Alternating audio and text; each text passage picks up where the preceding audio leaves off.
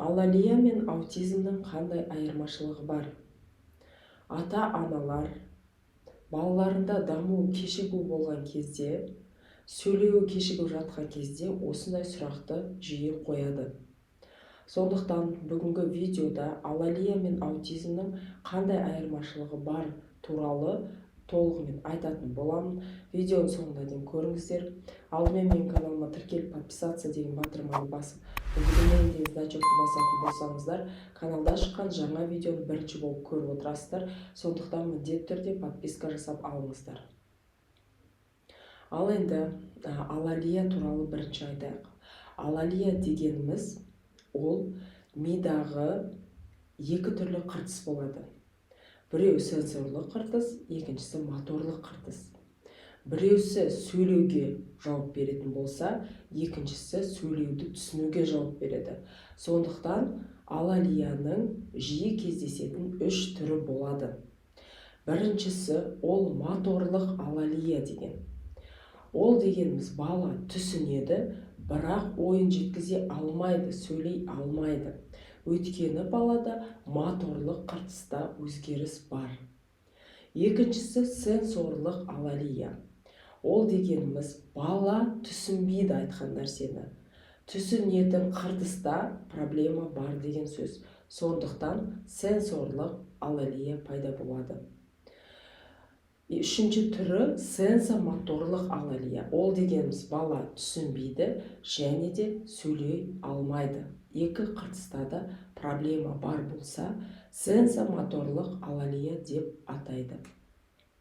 Енді бұл проблема не үшін пайда болады? Көп жағдайда бала туылып жатқан кезде, немесе іште жатқан кезде, миында гипоксиялық ишемиялық өзгерістер пайда болған кезде, именно осы төбе бөліктегі қыртыстарда сенсорлық және моторлық жүйеде жауап беретін қыртыста өзгеріс болатын болса, балада сөйлеуі кешігуі мүмкін. Гипоксиялық ишемиялық өзгерістер дегеніміз ол бала кіндігі оралып туылса, немесе травма болатын болса, қан құйылу болса басында, немесе кефалогематома болса, немесе бала өте токсичный сарғыштықпен ауырған болатын болса, осындай кездерде, немесе инфекция болса, ондай моменттерде осы қыртыста гипоксиялық ишемиялық өзгеріс пайда болуы мүмкін. Сондықтан бала 3 жасқа келген кезде толығымен сөйлей алмайды. Бірақ бұл алалия кезінде ерте жастан бастап баланың гуілдеуі, немесе а, у деген жеке әріптерді айтуының өзінде кешігу және проблема болады алалия кезінде. Ал аутизм кезінде мүлдем басқа жағдай болады.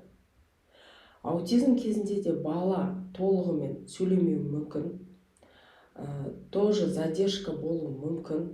3 жасқа дейін түгел басқа балалар сияқты сөйлей алмауы мүмкін. Бірақ бұл жерде ерекшелік балада гендік уровеньде проблема болады.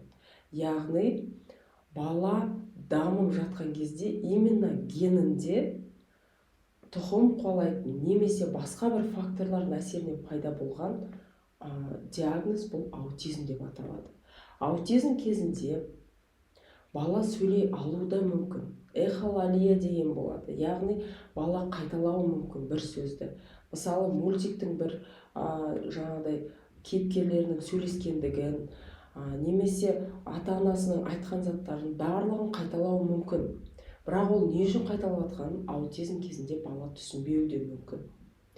Және де алалия мен аутизм кезіндегі айырмашылық коммуникацияда болады.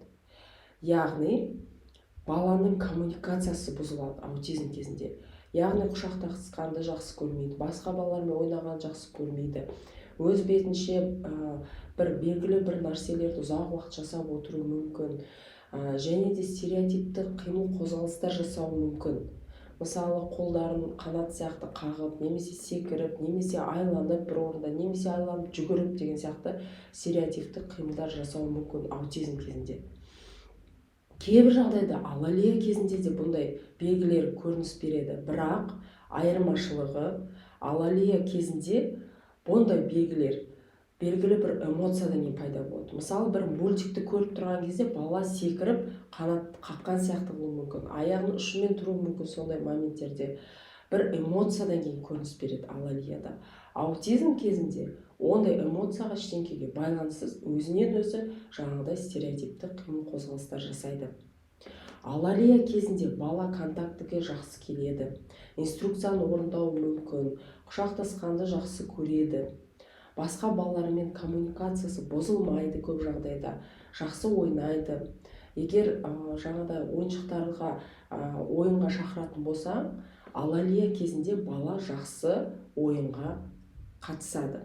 Ал аутизм кезінде керісінше қашады ондай нәрселерден. Бала өз бетінше болғысы келеді, басқа балалармен қарым-қатынасқа түскісі келмейді, бөтен адамдардан қорқады, резкий звуктан қорқады. Осындай ерекшеліктері болады.